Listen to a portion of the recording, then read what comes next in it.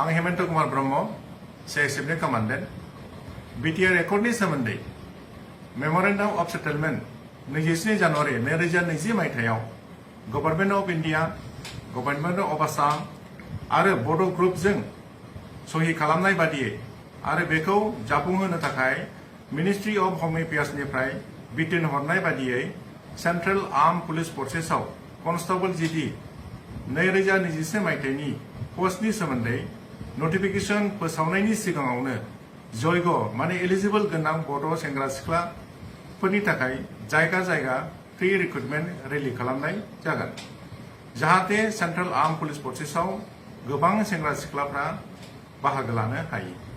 Central arm police फर्सेस माने BSF, CASF, CRPF, ITBP आरो SSB बिसोर गासिबो सेन्ट्रेल आर्म पुलिस फर्सेसनि मोनसे बाहागो।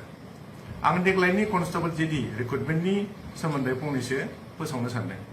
देग्लायनि 2021 मायथाइनि रिक्रुटमेन्ट नटिफिकेशनखौ स्टाफ सिलेक्शन कमिशना थाबैनो फोसावनो हासिगौ।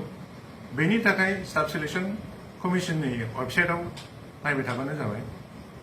बेनि एग्जामखौ मोनब्रै स्टेजआवहाय राननाय जायो। स्टेज 1 अनलाइन रेजिस्ट्रेशन खालामनाय, स्टेज 2 कम्पिउटार बेस्ड एग्जाम जाय केन्डिडेटआ कम्पिउटार बेस्ड एग्जामाव मिनिमाम क्वालिफाइं मार्क मोनो बे केन्डिडेटखौ स्टेज 3 माने फिजिकल स्टेन्डार्ड टेस्ट या फिजिकल एफिशिएन्सि टेस्टनि थाखाय लिंहरनाय जायो आरो स्टेज 4 आव मेडिकेल एग्जामिनेशन आरो डकुमेन्टेशन खालामनो थाखाय केन्डिडेटखौ लिंहरनाय जायो। बेनि एलिजिबिलिटि क्राइटेरिया जागोन बैसोआ ST केन्डिडेटनि थाखाय 18 निफ्राय 28 बोसोरनि गेजेराव जानांगोन। एडुकेशन क्वालिफिकेशना मेट्रिक पास जानांगोन।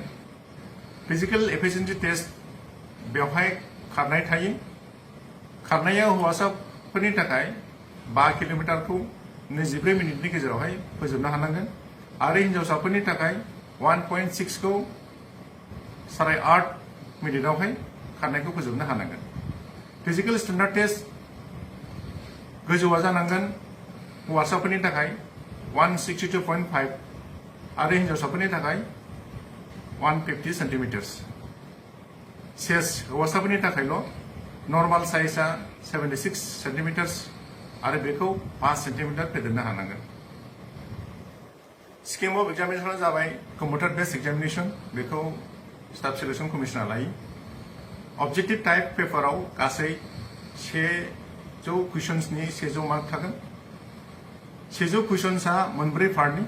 पार्ट ए आव जेनेरेल इन्टेलिजेन्स आरो रिजनिं 25 कुइसन्स, पार्ट बी आव जेनेरेल नलेज आरो general awareness 25 questions, part C आव elementary mathematics 25 questions, part D आव इंग्लिश या हिंदी 25 कुइसन्स।